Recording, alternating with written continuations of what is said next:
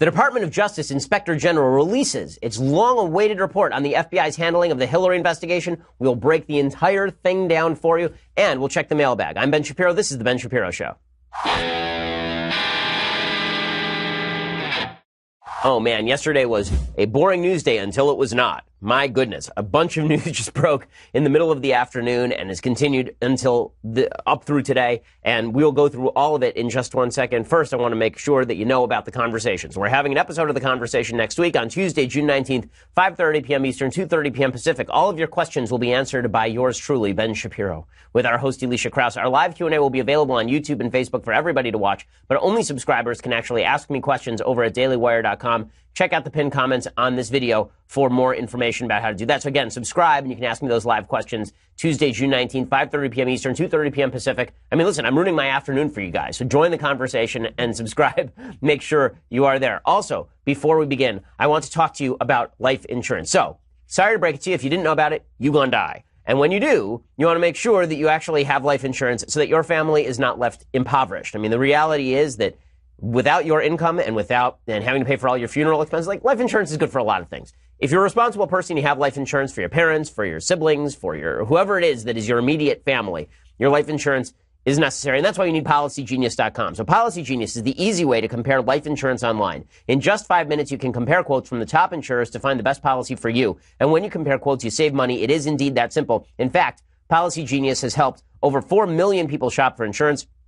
They have placed over $20 billion in coverage. And it's not just life insurance. They also do disability insurance, renter's insurance, health insurance. If you care about it, they can cover it. Go check it out right now, PolicyGenius.com. It's never been easier to get life insurance. And if you don't want to think about life insurance, well, good news. PolicyGenius takes care of it for you in the blink of an eye. So go check it out, PolicyGenius.com. It's the easy way to compare and buy life insurance. Once again, PolicyGenius.com. Go take care of it and be a responsible human being. Okay, speaking of irresponsible human beings, my goodness. So, yesterday, the Department of Justice and the Inspector General release a report on the FBI's handling of the Hillary Clinton email investigation. Oh my God. Okay, so, as you know, I've been very skeptical about a lot of the conspiracy theories surrounding the last election cycle. About the conspiracy theory that the FBI was targeting President Trump and his campaign during the campaign. I've been very skeptical of that. I've explained why my skepticism. I was saying the evidence was not there to support it. And I was very suspicious that all the rumors about the FBI attacking President Trump, this was just being overblown for partisan reasons. Well, color me a lot more suspicious today that those rumors are true. Color me a lot more suspicious today that the plan to take down President Trump's campaign may not, in fact, just because you're paranoid doesn't mean they're not out to get you. I mean, that's basically what I'm garnering from the Department of Justice Inspector General report, because the key finding from this Inspector General report is there were indeed agents at the FBI who were politically motivated to stop President Trump from being president, and they were deeply involved in both the Hillary investigation and the Russia investigation. Now, this particular Inspector General report was not about the Russia investigation. So President Trump said today, for example, that the report proved there was no collusion. It didn't. Okay, that is not part of the report. We'll find out whether there was collusion or not. So far, no evidence of collusion, and the whole thing looks like it's going to come up empty. But that could be wrong, right? We'll go where the evidence takes us. But what this report did cover was the FBI's handling of the Hillary investigation, and the key agent in the Hillary investigation was a guy named Peter Strzok, right? You've heard of him because we've talked about him before. Peter Strzok, of course, is the guy who was texting with his live-in lover. He was texting with Lisa Page, his paramour, another FBI agent. They're both married, so they're both just lovely human beings. And they were texting with each other throughout the campaign, and Peter Strzok was very anti-Trump. There were a lot of these texts that came out. But the biggest story that came out from the Inspector General's report is that Peter Strzok was basically texting with his lover that he was going to use his power at the FBI in order to stop President Trump. I mean, it's very difficult to read his text any other way. So let's go through the Inspector General's report. It is 528 pages, that report. I spent a lot of yesterday reading it. I didn't want to give full comments on it on yesterday's show because it broke, while the show was happening and a little bit afterward. And I really wanted to give the whole thing perusal before I jump to conclusions about the report. I've now read the report, and it's not good for James Comey, the former head of the FBI. It is certainly not good for the FBI as a whole. It's terrible for Peter Strzok, and it's bad for Hillary Clinton as well. It is just not good all the way around. So there are 12 key findings of this, and we're going to go through all of them. When we finish today's show, you are going to know everything you needed to know about the Inspector General report, and you, too, I think, will be a lot more suspicious that the FBI was attempting to do the bidding of the Obama administration, the unspoken bidding of the Obama administration, and stop President Trump from being president and also to sort of kowtow to Hillary Clinton. The great irony, by the way, is that the FBI that wanted Hillary Clinton to be president, these key players in the FBI that wanted Hillary Clinton to be president, in their attempt to make sure that Hillary Clinton was a quote-unquote legitimate president, they probably prevented her from becoming president. It's really ironic and kind of hilarious. So let's jump right in. First of all, FBI agents Lisa Page and Peter Strzok texted openly about stopping Trump. Okay, not just we don't like Trump, not just we think Trump's a schmuck, actually about stopping Trump. So Strzok texted Page that he would stop it being Trump's election. So the actual texts are pretty incredible. The actual texts suggest, let me read it to you. Page texts to Strzok, quote, Trump's not ever going to become president, right? Right? This is August 2016. And Strzok writes back, no, he won't. We'll stop it. Who is we? Who is we? Okay, so people on the left are hanging their hat on maybe we as all the Democrats are going to rise up and stop it. Yeah, that's plausible. That's plausible. When my wife says, don't tell me no one's going to pick up the kids, and I say, don't worry, I'll stop it. I don't mean like I collectively. I don't mean like the nanny. I mean like I will take care of it, right? We'll stop it sounds like we in our official capacity. And by the way, this is what the Inspector General report found, right? The IG report found that the text, quote, potentially indicated or created the appearance that investigative decisions were impacted by bias or improper considerations. The report added, quote, it is not only indicative of a biased state of mind, but even more seriously implies a willingness to take official action to impact the presidential candidate's electoral prospects. This is antithetical to the core values of the FBI and the Department of Justice. Now, you remember yesterday when we talked about this IG report, the main headline coming out from the mainstream media, which we talked about, was that there was no political bias in the FBI targeting President Trump or directed at exonerating Hillary Clinton.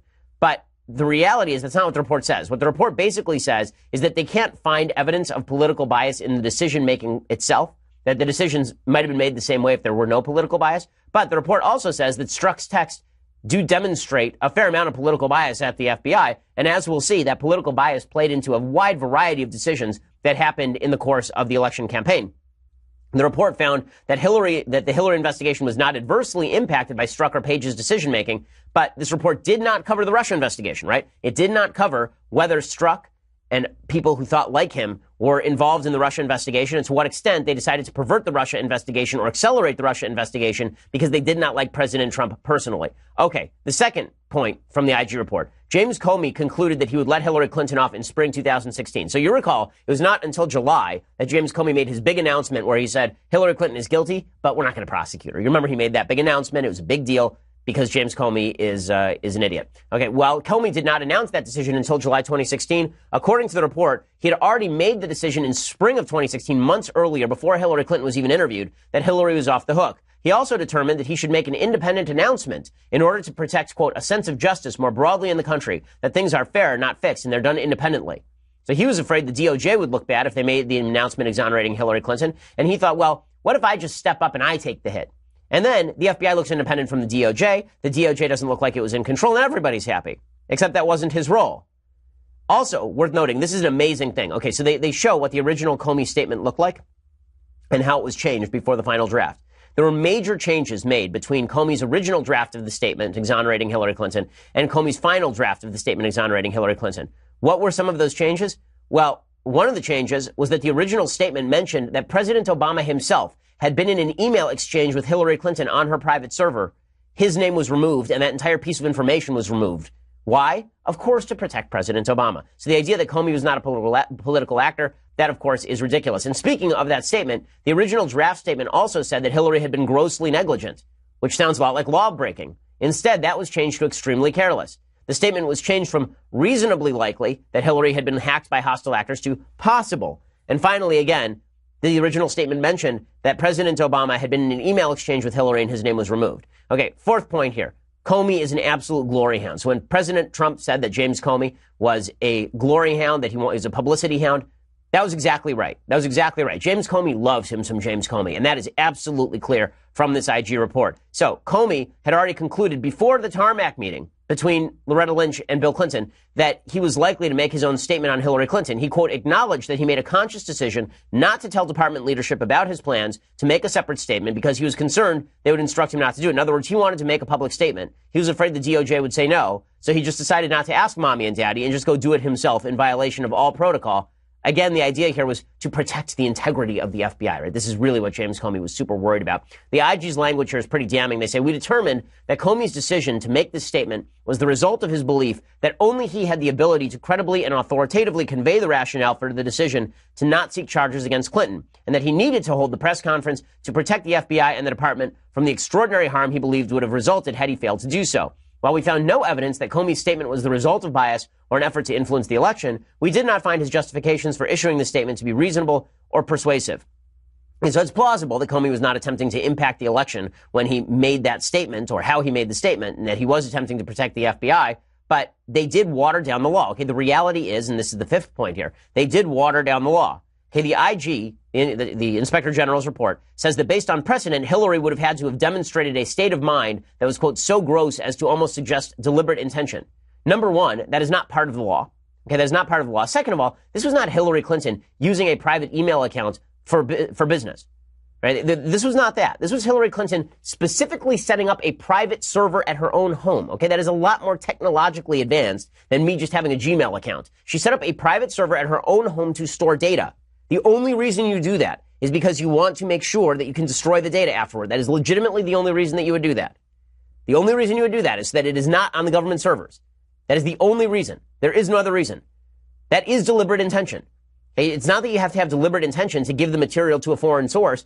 You have to have deliberate intention to not treat classified material property. And she obviously had that intention, but they changed the law to exonerate her. Okay, sixth point, and this one is just amazing. This is amazing. So the IG report found that the Anthony Weiner case agent had spotted Hillary's emails on September 26th, 2016, and he informed the New York field office on September 28th. So in other words, by late September, the FBI already knew that new Hillary emails were on Anthony Weiner's computer. So why did it take until October 28th for them to actually investigate that information?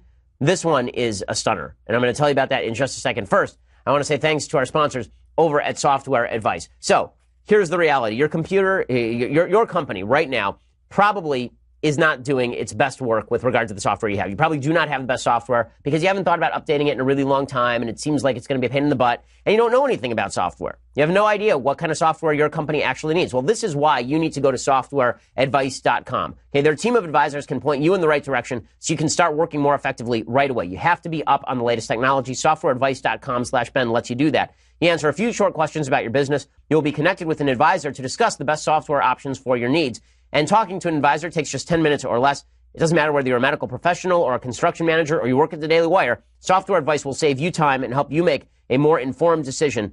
If you're an entrepreneur, if you're working solo, again, you can't afford to be using outdated technology. It wastes time and it wastes effort. Instead, go get the best software advice with softwareadvice.com. These experts are ready to be your on-call go-to team to help you figure out business software in minutes for free. Check them out. Go to softwareadvice.com/Ben to get started. That's softwareadvice.com/Ben to get started, to connect with an advisor for free today. Softwareadvice.com/Ben. Then you can connect for free and check it out and use the /Ben to let them know we sent you. Again, softwareadvice.com. Alrighty. So why exactly was it that between September 26th and October 28th, the FBI did nothing about the fact that Hillary Clinton's emails were on Anthony Weiner's computer? Deputy FBI Director Andrew McCabe knew about it the same day that they found out about it in September. He then mentioned it directly to James Comey, and nobody mentioned it again for nearly a full month just prior to the election. The report says, quote, we found that by no later than September 29th, FBI executives and the FBI mid-year team had learned virtually every fact that was cited by the FBI in late October as justification for obtaining the search warrant for the Weiner laptop. Comey hilariously said he didn't realize that Anthony Weiner was married to Huma Abedin. So the head of the FBI did not know about one of the most famous and under assault marriages in the history of the United States, Anthony Weiner and Huma Abedin. He's the most ignorant person in the world, and he runs the damn FBI. Okay, and then it gets even better. So why is it that they waited a month?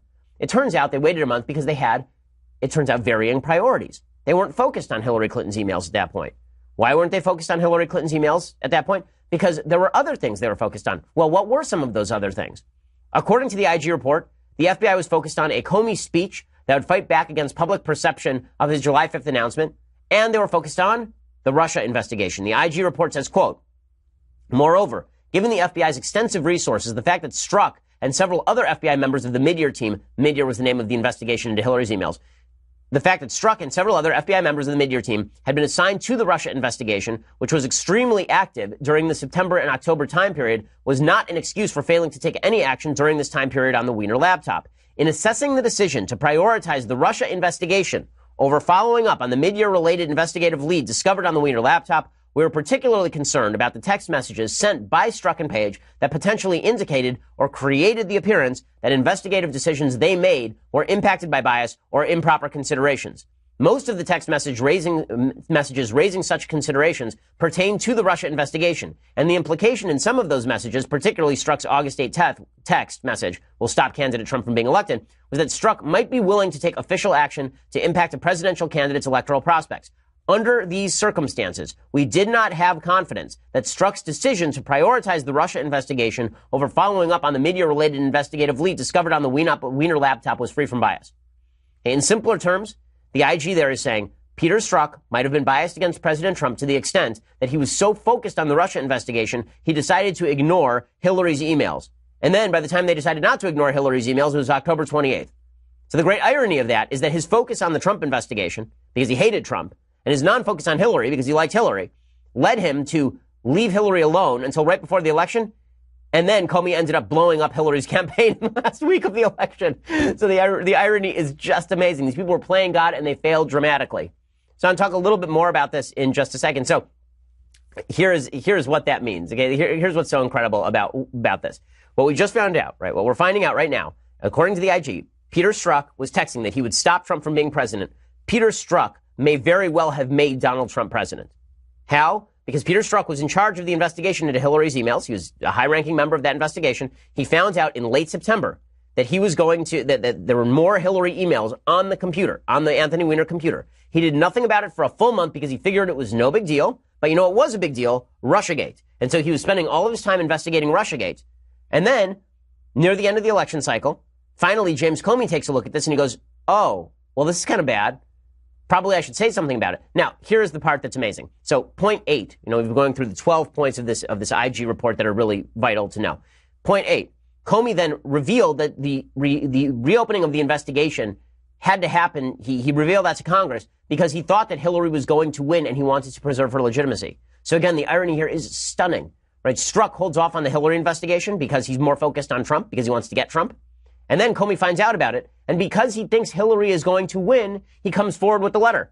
So in other words, if he thought Hillary was going to lose, he wouldn't have come forward with the letter. He wouldn't have gone out on October 28th and said that Hillary's investigation had been reopened. If the election had been dead even at that point, which it was not, right? If she had not had a poll lead, then he would have held off on it. But knowing that Hillary had a poll lead, figuring she would win, and wanting to legitimize Hillary Clinton, James Comey came forward with a letter to Congress at that point, and that blew her up.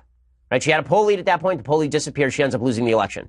Here's what the report explicitly says. Quote, we found that Comey's decision was the result of several interrelated factors that were connected to his concern that failing to send the letter would harm the FBI and his ability to lead it, and his view that candidate Clinton was going to win the presidency and that she would be perceived to be an illegitimate president if the public first learned of the information after the election. So in other words, he thought Hillary was going to win, and he wanted to make her feel good. He wanted her to feel legitimate. And so he decided to release the letter, and then she lost, which is hilarious. Okay, that's awesome and hilarious. Okay, 9th point to know about this IG report. 5 separate agents who were working on these cases sent pro-Clinton anti-Trump texts, many of which implied using official authority to target President Trump.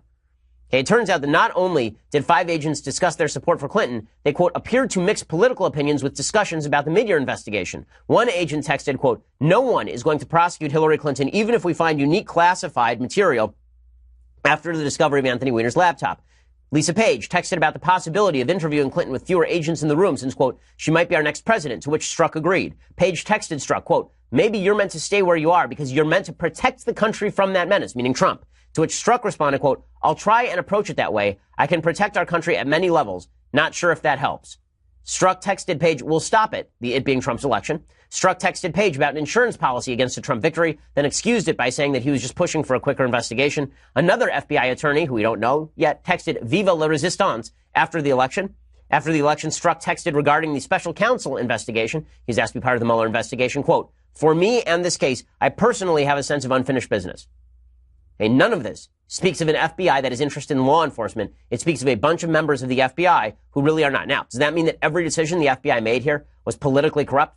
No, but it does mean that we ought to look at every single thing that Strzok had an impact on in terms of decision making. We should be looking at every single thing these other agents had an impact on in terms of decision making. Now, there are a couple of ironic points that are worth noting here, too. It turns out that Comey, Strzok, and Page all used personal email to conduct FBI business. It's illegal. It's a violation of procedure. Maybe the reason they decided to let Hillary Clinton off the hook is because they were all doing something similar to what Hillary Clinton was doing. In an unrelated but damning point, this is amazing, too. According to the IG report, quote, we identified numerous FBI employees at all levels of the organization and with no official reason to be in contact with the media who were nevertheless in frequent contact with reporters. FBI agents received benefits from reporters as well, including golf outings, drinks, and meals. So when President Trump said this place has a lot of leaks, he wasn't lying. And there are tons and tons of leaks from the so-called deep state, right, from people who work in the FBI, and they were basically being bribed by journalists. Okay, final point here. The former assistant attorney general, a guy named Peter Kadzik, he should have recused himself, according to the IG. While Hillary was under investigation, this former assistant attorney general tried to get his son a job on Hillary's campaign and sent an email to John Podesta, head of the Clinton campaign, which included the schedule of the release of Clinton's emails in FOIA, right, Freedom of Information Act litigation. So that's a lot to unpack in the IG report, but the takeaways are pretty simple. There were agents of the FBI who hated Trump and wanted to stop Trump, and there were a lot of decisions that were made on a political basis in an area where they should not have been.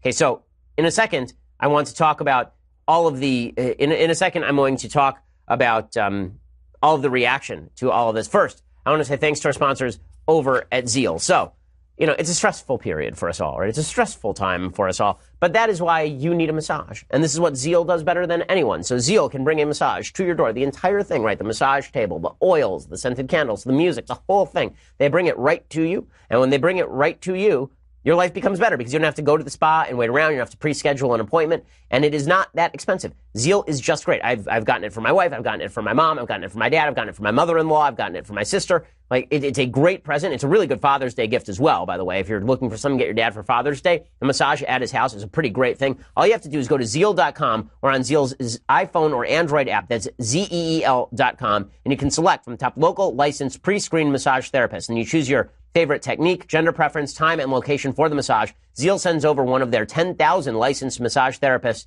with all of the materials, 7 days a week, 365 days a year. Zeal massage therapist can be at your door in as little as an hour. Go check it out right now. To help you get started, our listeners get $25 off their first massage with promo code BEN. That's ZEEL.com, promo code BEN, Zeal, promo code BEN. Right now, go to Zeal.com again and enter promo code BEN to get $25 off your first in-home massage. It's just awesome. It's one of those things that makes you feel wealthy without actually having to break the bank. Zeal.com, promo code BEN. Go check it out and get that special deal, $25 off. All right, so with all of that said, from the Inspector General report, the blowback has been enormous, right? The blowback has been very strong. So President Trump this morning, he had a bunch of tweets on the IG report. He waited all day yesterday and did not tweet about it, and that's how you knew that it was going to be lit when President Trump decided that he was going to go on Twitter and go after it. So he started tweeting up a storm this morning. He tweeted out, FBI agent Peter Strzok, who headed the Clinton and Russia investigations, texted to his lover Lisa Page in the IG report that will stop candidate Trump from becoming president. Doesn't get any lower than that. True. He says the IG report is a total disaster for Comey, his minions, and sadly the FBI. Comey will now officially go down as the worst leader by far in the history of the FBI. Well, there have been some bad leaders in the history of the FBI, but he will be one of the worst, certainly. I did a great service to the people in firing him. True. Good instinct.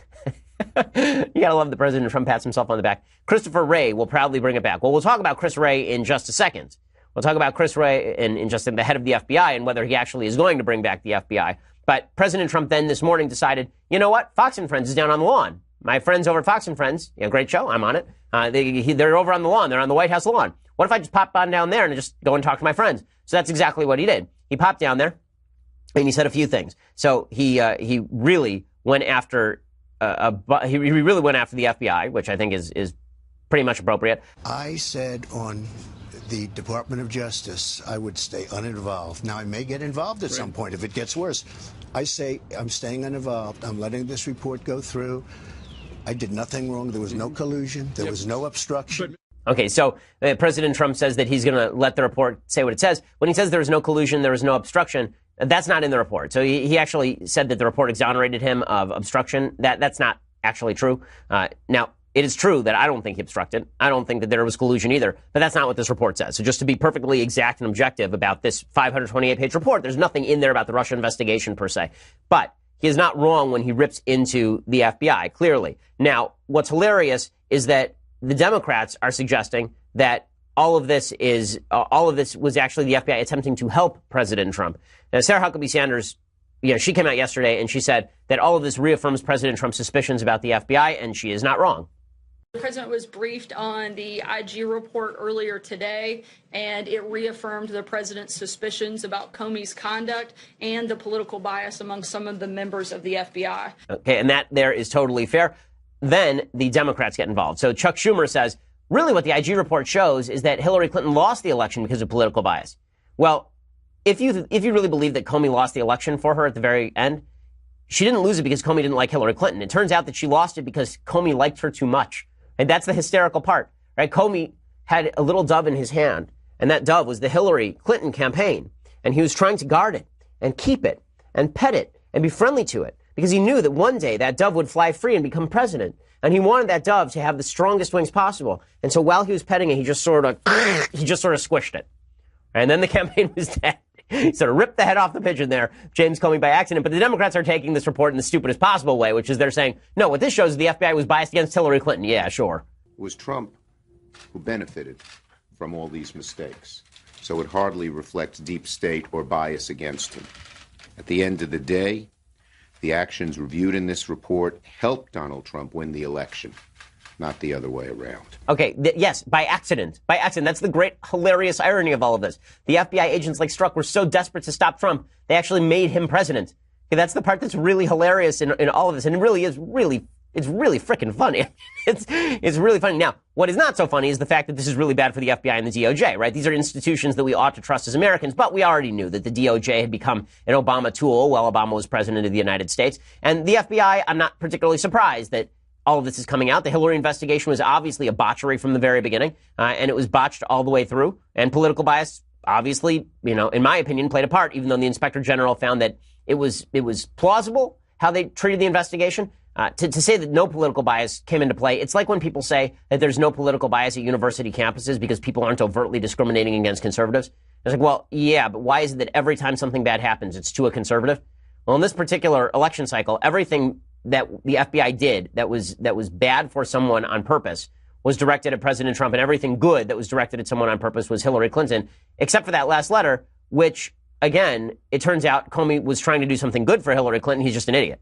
Right? The stupidity of our public officials cannot be overstated. It is extraordinary. So Comey tweeted about it. Comey then tweeted that he was happy with the IG report. He said, I respect the DOJ IG office, which is why I urge them to do this review. The conclusions are reasonable, even though I disagree with some. People of good faith can see an unprecedented situation differently. I pray no director faces it again. Thanks to the IG's people for hard work. Okay, well, yeah, they said you're a self-aggrandizing idiot who basically destroyed the election cycle. So, yeah, I think that you should probably sit down now. And then Hillary Clinton got involved. She then tweeted out this. She tweeted out, but my emails. Okay, because Kyle Cheney, who's a reporter, he tweeted out that the IG found that Comey had used a personal Gmail account to conduct official U.S. FBI business. And then she wrote, but my emails. So a couple of things about but my emails. Yes, your emails. You've made a private server, and then you stored all this classified information on the private server. Yes, your emails. The whole point of the IG ripping into Comey is that Comey did something wrong, too. But Hillary Clinton, it's everybody else's fault that Hillary Clinton lost the most winnable election in American history. Obviously, the only person to blame is James Comey. So that's pretty extraordinary. In just a second, I'm going to get to the FBI's response to all that. First, I want to say thanks to our sponsors over at ExpressVPN. So with all this news nowadays about how your personal information is being exposed online, every time you go to a public Wi-Fi, you're at risk of exposing your personal information. And you've got all of these companies that are tracking all of your information, the Comcast and the Verizons and the Time Warners. Well, this is why you ought to be taking back your privacy with a VPN. You ought to use ExpressVPN. My internet data is encrypted. My IP address is hidden. That's why I use ExpressVPN. It runs in the background of my computer, and it costs less than $7 a month. It is the #1 rated VPN service by TechRadar and dozens of expert reviewers. ExpressVPN has these easy-to-use apps. It takes 5 seconds to set it up. I mean, it's really quick to set it up. And then you turn it on and you just leave it on in the background of your computer or your phone, and you don't have to worry about people hacking your information again or grabbing your information. You want to make sure that hackers and spies can't see your data, ExpressVPN is for you. So go to expressvpn.com/Ben. That's EXPRESSVPN.com/Ben. You get 3 months for free when you get a 1-year package, which is a pretty awesome deal. Every day you use the internet without ExpressVPN, you're putting yourself at risk. Don't be an idiot. Go get ExpressVPN today. That's expressvpn.com/Ben, and you get your first 3 months for free with a 1-year package. Again, that's expressvpn.com/Ben. So go check that out. Okay, so I want to talk about the FBI's response to all of this. But first, you're going to have to go over to dailywire.com and subscribe. So for $9.99 a month, you get the rest of the show you get the rest of this show live. You also get to be part of the mailbag, which we are doing today. So you can ask me all your questions. And next week, when we do the conversation, you get to be part of that mailbag as well. So you can ask questions live, and I will answer them next Tuesday because we are doing an episode of the conversation. Plus, let me just be frank. Your subscriptions help us bring the show to you, right? If you don't subscribe, it's hard for us to bring the show to you. We got to make our money. So you got to subscribe. That's just the way that it works. And when you get the annual subscription, you also get this, the very greatest in leftist tears, hot or cold tumblers. It is just phenomenal. You will love it. It was pretty great. Yesterday I spoke in Dallas, and there were probably 24 people who came up with tumblers who are subscribers. So become one of those people because it is awesome. Check that out for $99 a year. Also, The Ben Shapiro Show is now available on Amazon Alexa and Google Home. So if you have a virtual assistant, you can listen to my podcast with a simple voice command after you enable the skill on Alexa or ask Google to talk to the show. For more information, just go check out our pinned tweets on Facebook and Twitter. Plus, subscribe at YouTube, subscribe at iTunes, because that way you also are automatically going to get our brand new Sunday special. We have a brand new Sunday special coming out. This one is with Michael Shermer, the editor of Skeptic Magazine. He is an atheist. I'm a religious person. And we go at it over religion and free will and God and all the big issues of life. So check that out as well. We are the largest, fastest growing conservative podcast in the nation.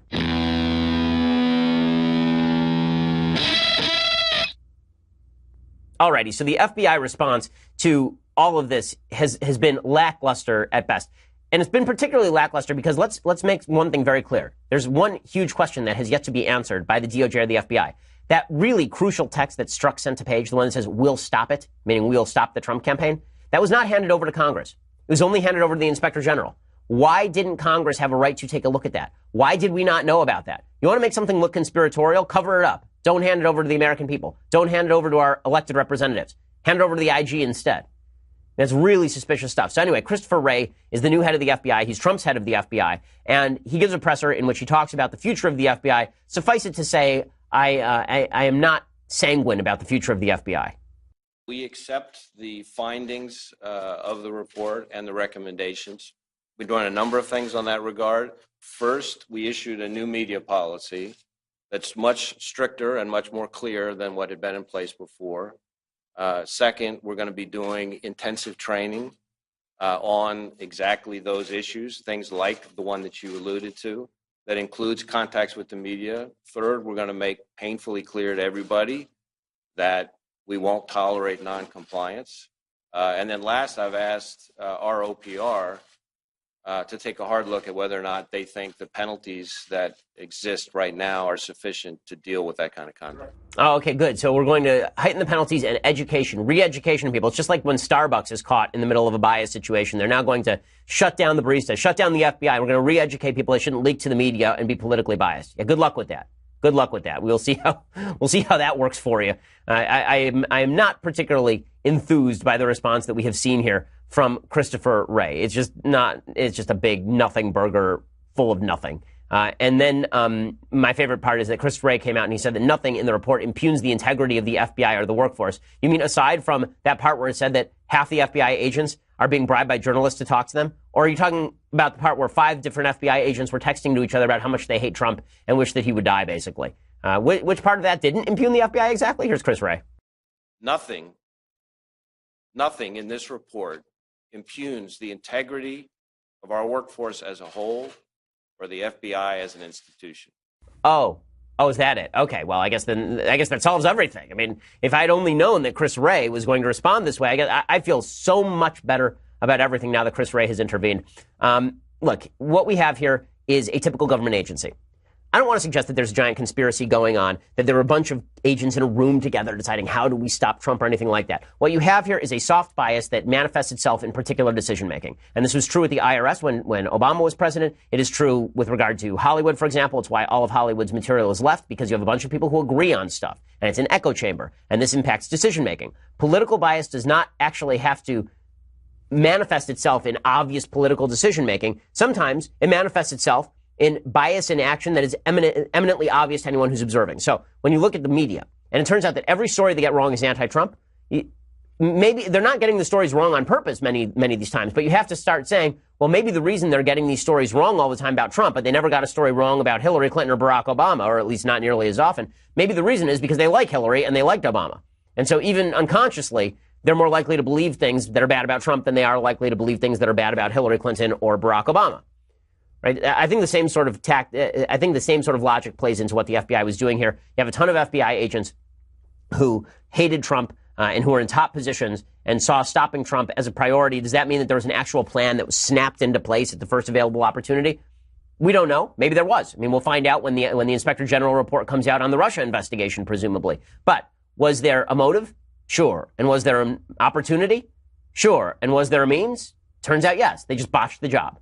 Okay, if it was a hit on Trump, it was an attempted hit because obviously it didn't succeed. It's a damning report. It's a damning report, and the FBI is going to need a thorough cleaning from top to bottom. But I'm not sure how you clean any major agency, is the truth. Unless you set up a bunch of checks and balances internally. I'm not sure. Maybe you have somebody whose sole job it is to check all of the agents' text messages to make sure that they're not using their phones for this sort of communication. Whatever it is, something has to be done to check and balance this branch of government because it's just out of control. It's really out of control. Okay, time for the mailbag, and then I have a lot of things I like and a lot of things that I hate today. So we have a lot left to do in the show. So mailbag it up. Chris says, Ben, I was having a conversation with one of my good friends recently, and he said that he agrees with affirmative action. He's a traditional liberal, meets a libertarian, not left or leftist. He agrees with affirmative action, though he's Korean, because he said data suggests that without affirmative action, most colleges would be predominantly white, and then folks of color, even with comparable or better scores, wouldn't get in. What would be your response to this argument? Well, that argument is completely wrong, okay? The fact is that without affirmative action, it is possible that a disproportionate number of people would be white. Most likely, a disproportionate number of people would be Asian. But that is not because of inherent discrimination in the system. It's because on the average, black students who are applying to college have lower scores than white students or Asian students who are applying to college. I mean, that's not racism. That's just a fact. And so when you just take the objective measures, the people with higher scores tend to not be members of certain minority groups. Now, that doesn't explain why that happens. That's something we have to try and cure. But the solution is not to say that people who are unqualified for a particular college should go to that college over other people. This is particularly true with regard to Asians. So this is the amazing thing. You say your friend is Korean, Chris. Well, let me point out, there's a report today in the New York Times. Harvard rated Asian American applicants lower on personality traits, lawsuit says, quote, Harvard consistently rated Asian American applicants lower than any other race on personal traits like positive personality, likability, courage, kindness, and being widely respected, according to an analysis of more than 160,000 student records filed Friday in federal court in Boston by a group representing Asian American students in a lawsuit against the universities. Asian Americans scored higher than applicants of any other racial or ethnic group on admissions measures like test scores, grades, and extracurricular activities, according to analysis commissioned by a group that opposes all race-based admissions criteria. But the students' personal ratings significantly dragged down their chances of being admitted, the analysis found. This is institutional discrimination. This is institutional racism. Because what happened here is a bunch of admissions officers said too many Asians are getting in, so instead we'll just say they're not personable or they don't have leadership qualities, they're not likable. So basically, in order to achieve our perfect ethnic blend, in order to achieve the light roast ethnic blend, in order to do that, all we have to do really is put the right ingredients in. And we can't have too many of these Asians, right? These Asians, if we have too many Asians, then the campus becomes too Asian. And the best way to stop that is we'll just say that Asians are schmucks. I mean, that's really what this lawsuit says. It turns out that the suspicions of Asian American alumni, students, and applicants were right all along since the group Students for Fair Admissions. Harvard today engages in the same kind of discrimination and stereotyping it used to justify quotas on Jewish applicants in the 1920s and 1930s. Harvard's own researchers cited a bias against Asian American applicants in a series of internal reports in 2013, but Harvard ignored the findings, the court paper said, and never publicly released them. Okay, so you probably ought to tell your friend that it's not white people who are the beneficiaries of lack of affirmative action. It's Asian people. And beyond that, again, colleges are discriminating in favor of particular races and against other races in affirmative action. They're not doing so in the absence of affirmative action. Brian says, hey, Ben, back during the Obama administration, you talked about the President Obama not giving legitimacy to ISIS by calling them JV and refusing to call the radical Islamic terrorists. The result was ISIS gained power, destabilized the region, and killed a lot more people. How is President Trump supposed to solve the problem with North Korea without legitimizing and buttering up Kim Jong-un? After all, the worst thing to do during a negotiation is humiliate the other party. Thanks. Well, I don't think that he has to humiliate the other party during the negotiation. This is why I don't think the president should be directly involved in the negotiation. So I'll give you an example. Today, the president of the United States was asked about the situation in North Korea, and he said a couple of things that are not really great, right? So he said this is clip 17. He's the head of a country, and I mean, he is the strong head. Don't let anyone think anything different. Right. He speaks and his people sit up at attention. I want my people to do the same. Okay, so he wants his own staffers to act like Kim Jong-un's staffers. Is that necessary to prevent war? So President Trump says yes. Right? President Trump's case is that you have to flatter Kim into not nuking us, right? He actually said this, right? So here is clip 19. In the same breath, you're defending now Kim Jong-un's human rights records. How can you do that? You know why? Because I don't want to see a nuclear weapon destroy you and your family. Well, okay, that's ridiculous. I'm sorry, that's ridiculous. Kim Jong-un is not going to nuke the United States because Donald Trump doesn't call him a good guy. For 30 years, we've been calling him a bad guy. We have not gotten a nuke up the tailpipe from Kim Jong-un. You know why? Because the real reason Kim Jong-un is not attacking us is because we will wipe him out. He will be vaporized within 10 seconds of firing a missile at the United States. I mean, it's not just that we have military superiority over the North Koreans. Okay, we could wipe them literally in 3 hours. That war would be over. 3 hours. Okay, not 3 days, not 3 weeks. It took us 3 weeks to take out Saddam Hussein. It would take us 3 hours to finish off the North Korean regime if they decided to go to war with us. Okay, that's why they're not going to nuke us, not because President Trump decides to be nice. Now, the reason I say this is because Ronald Reagan did not stop talking about how the Soviet Union was a human rights violator in the middle of negotiations with the Soviet Union. He was saying, you guys are human rights violators. You're a terrible country. We're going to try to come to a deal with you anyway in the interest of mutual security. But you do embolden bad guys when you say to them that they are wonderful and nice. I've never seen a situation ever in a negotiation where you flatter someone into doing something, into doing what you want. Not in the international sphere anyway. Maybe it works in personal relationships. It doesn't. Kim Jong-un is not going to disarm because Trump is nice to him. It's not going to happen.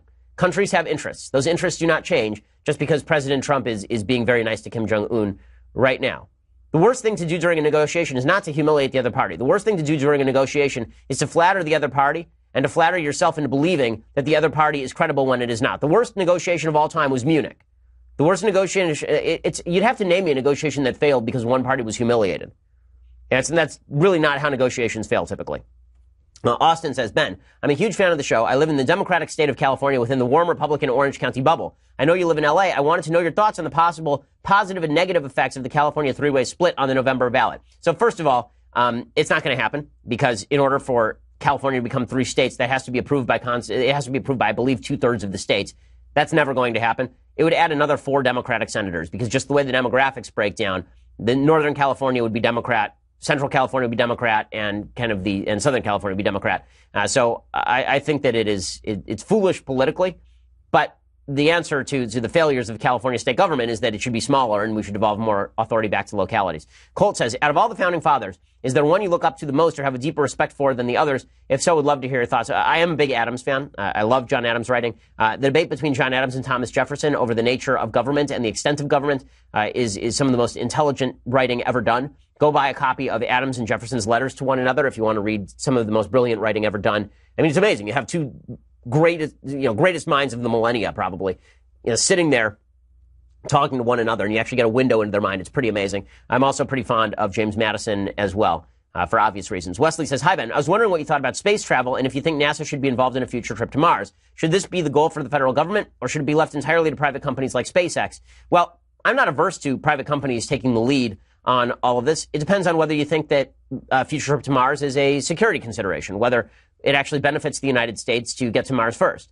I would say probably yes. I think that it benefited the United States to have sovereignty over the moon, basically. I think that there are other countries that are going to attempt to do that, and leaving it up to private industry to exploit the resources of Mars, it seems like we'd be better off having a sort of collective control, at least in terms of American government, at the outset over Mars, because otherwise it could turn into a corporate competition. But I see arguments the other way as well. I'm kind of torn on it, honestly, on a spur-of-the-moment basis. Zachary says, regretfully, I missed the Father's Day podcast. When I realized I missed it, I frantically tried to log on to ask the following question.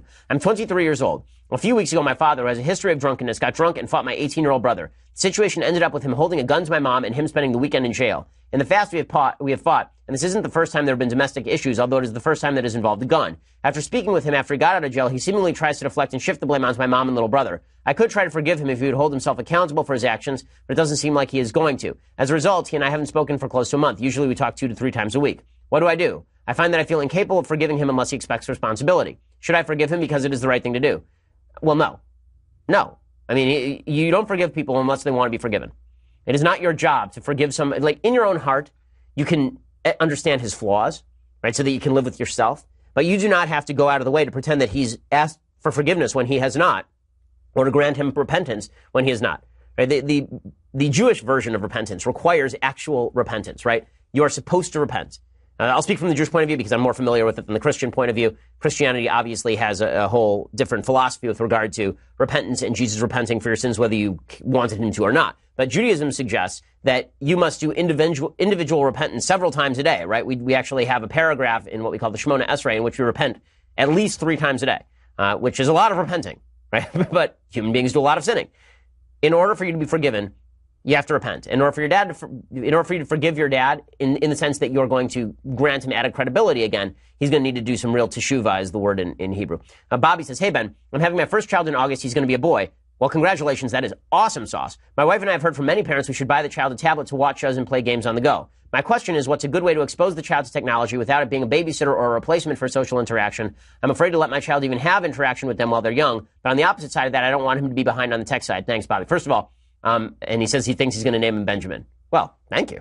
I mean, I assume that's after me and not after Franklin, but I'll take it anyway. In any case, children under the age of 2, this is what the social science suggests, should not be using electronics of any sort. They can use, the toys that you hit and that electronically respond. They shouldn't have tablet time or screen time. Our son did not watch TV until he was 2. TV acts like a drug. I mean, you can see it with kids. When you read to them, they're active and they're involved. When they watch TV, very often they just zone out, and it acts like a parent.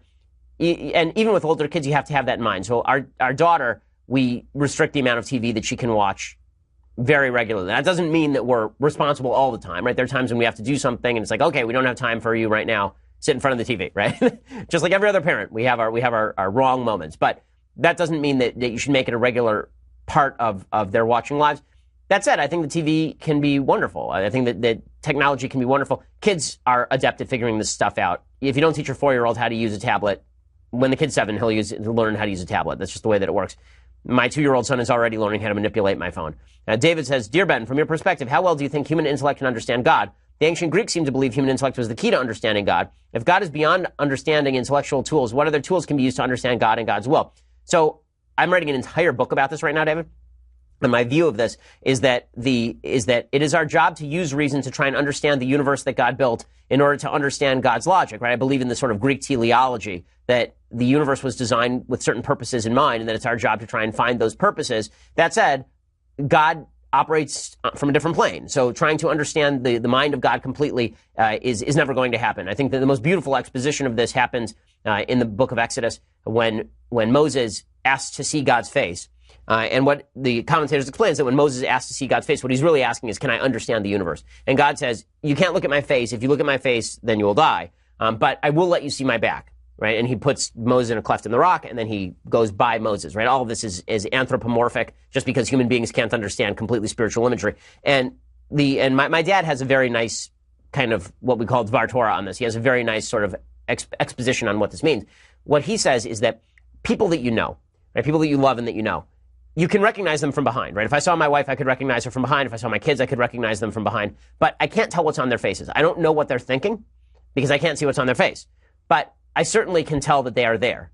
And that's, I think, what the intellect can comprehend. The intellect can comprehend that God is there. We can see sort of shadows of what God wants from us. Through revelation, I think we can see more than shadows. But just through pure intellect, through pure reason, I think that we can gather a couple of things. I think that we can gather, the idea that there is a God. I think there are good arguments for a God. The idea that there is a God who is the creator of heaven and earth. I think that we can pick up on certain interactions between man and man that don't even require belief in God necessarily to logic yourself out to.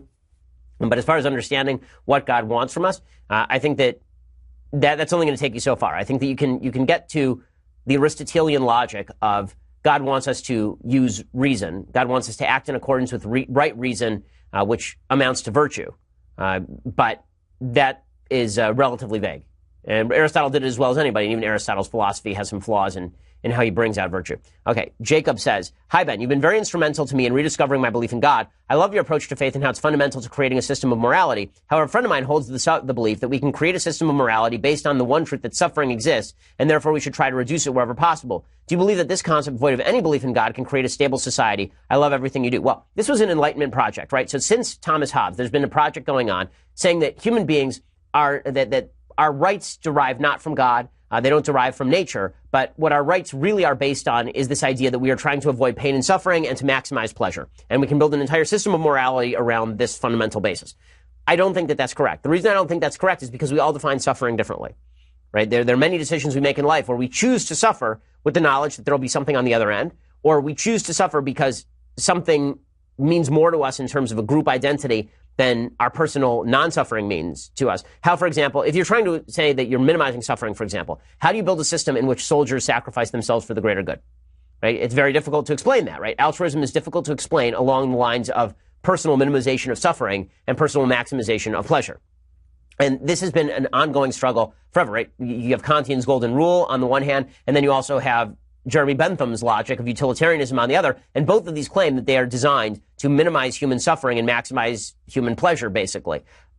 But those are the very different realms of thought. Marxism thought that it was designed to maximize human pleasure and minimize human suffering, and that ended in the death of 100 million people. So I don't believe that pure human reason can get you there. I don't think that without a God, without a certain teleology to the universe, without trying to find out what it is that nature wants of you, and what it is that the universe is demanding of you, and what it is that God is demanding of you from a Judeo-Christian ethic, I don't think you can get to a full morality. The founders believe the same.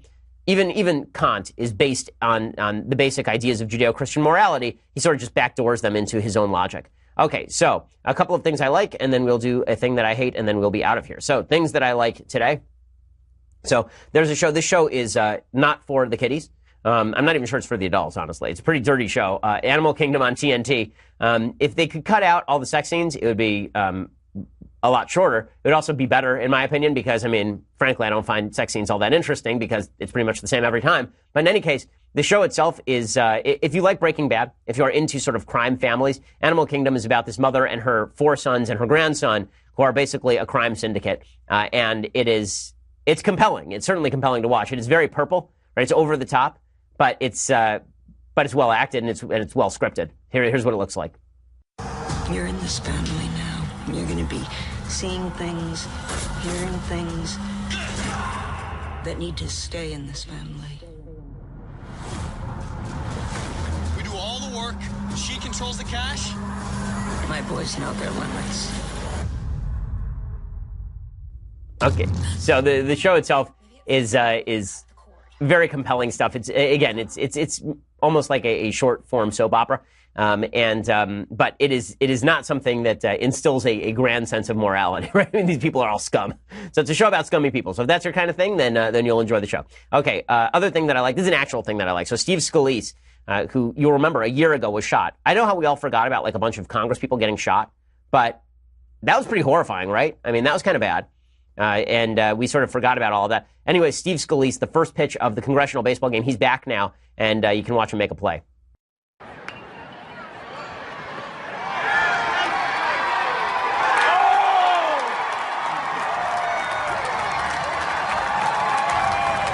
So that's pretty fun.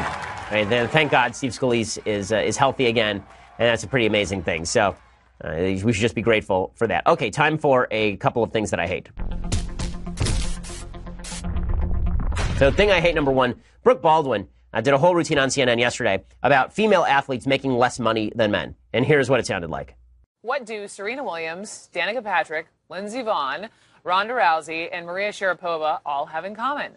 They're all badass women, not on the list of the 100 highest paid athletes in the world. In fact, not a single woman is on that list. Not one. We need to start speaking up about this. We need to stand up for what we're worth. Okay, that's stupid, and I will tell you why that is stupid. The reason that is stupid is because the reason they are not on the top 100 list is because none of the sports in which they play have as high income as the comparative sports for men. Not a single woman is on that list because, as it turns out, Danica Patrick, who made $10.3 million as opposed to Lewis Hamilton's $51 million, or Serena Williams is $18 million to Roger Federer's $77 million. Okay, the reality is that all of these leagues earn less for women. Okay, so the Yahoo Sports reports that male viewership at the Australian Open eclipsed female viewership by 25%, and in general, the men's ATP World Tour events generate significantly larger audiences. According to statistics compiled by BBC, this is according to Amanda Prestigiacomo over at Daily Wire. According to Yahoo Sports, statistics compiled by the BBC, the ATP, that's the men's tour, drew 973 million viewers in 2015, compared to the WTA's 395 million viewers. Well, it turns out if you're on a lower-rated show, you get paid less. And if you're on a lower-rated tour, you get paid less.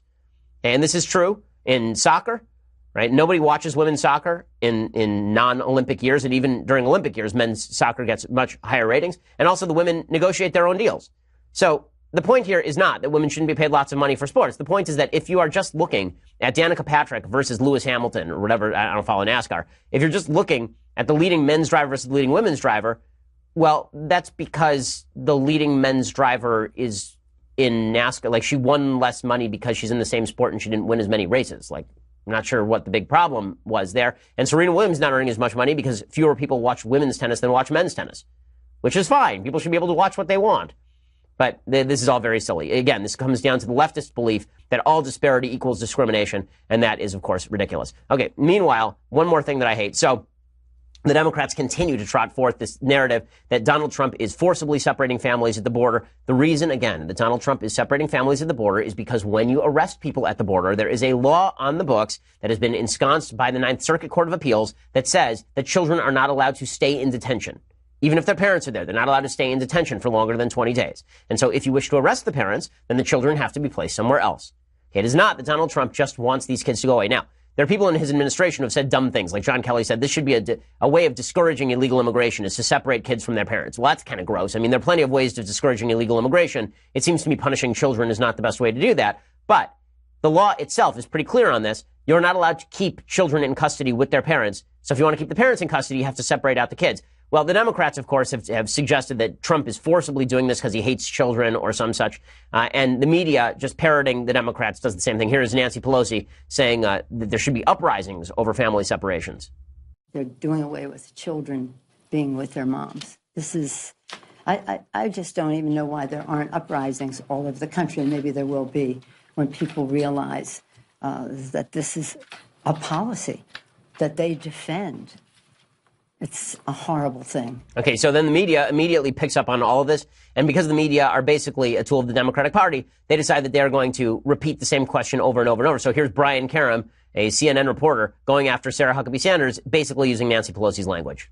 Don't you have any empathy? Jill, go ahead. Come on, Sarah, you're a parent. Don't you have any empathy for what these people are going through? They have less than Brian, you do. guys, Sarah, come on, settle down. Seriously. I'm trying to be serious, but I'm not going to have you yell out of turn. Jill, please It's call. a law, and they have, these people have nothing. Hey, Brian, I know you want to get some more TV time, but that's not what this is about. If I want to recognize you, go ahead, Jill. Okay, it is absolutely about TV time. It is absolutely about TV time, which is why he's ranting and raving on TV. Right? The White House, there's a good case to be made that the White House press corps should submit questions in writing, or that at the very least that they should not televise these things live, because you just have too many CNN reporters and too many reporters of all stripes who are looking for their payday, basically, by doing the Sam Donaldson routine. Well, I grilled the press secretary today. I'm not sure how much information even comes from these press conferences in the first place. They just seem like a sideshow to me, frankly, because it is the job of the press secretary to lie as often as possible to the media, and the job of the media to get on TV as often as possible, and none of it seems to actually be conducive to the truth in any serious way, which is why you end up with situations like this. I have to admit, I laughed. Jim Acosta, who's just awful at CNN, their White House reporter, he also goes after Sarah Huckabee Sanders, and she's finally had enough. I can say that it is very biblical to enforce the law. That is actually repeated a number of times throughout the Bible. However, this hold on, Jim, if you'll let me finish. Again, I'm not going to comment on the attorney's specific comments that I haven't seen. That's not what I said, and I know it's hard for you to understand. Even short sentences, I guess, and please don't take my words out of context, but the separation of illegal alien families is the product of the same legal loopholes that Democrats refuse to close, and these laws are the same that have been on the books for over a decade, and the president is simply enforcing them. Okay, so Jim Acosta deserves that one. Okay, just good for Sarah Huckabee Sanders. Jim Acosta, man, the grandstanding from the podium from people like Acosta is really egregious. Okay, so we'll be back here next week. We have a lot to talk about then. Also, make sure that you tune into our Sunday show as well, because we have Michael Shermer on. It's a really great conversation. I think you're really going to enjoy it. If you like all the talk about God and free will and reason, then please check it out. We love having you. We love having you subscribe. So please do that as well. And we'll see you here on Sunday, and then we'll see you here on Monday. I'm Ben Shapiro. This is The Ben Shapiro Show. The Ben Shapiro Show is produced by Senya Villarreal, executive producer Jeremy Boring, senior producer Jonathan Hay. Our supervising producer is Mathis Glover, and our technical producer is Austin Stevens. Edited by Alex Zingaro. Audio is mixed by Mike Caramina. Hair and makeup is by Jesua Alvera. The Ben Shapiro Show is a Daily Wire Forward Publishing production. Copyright Forward Publishing 2018.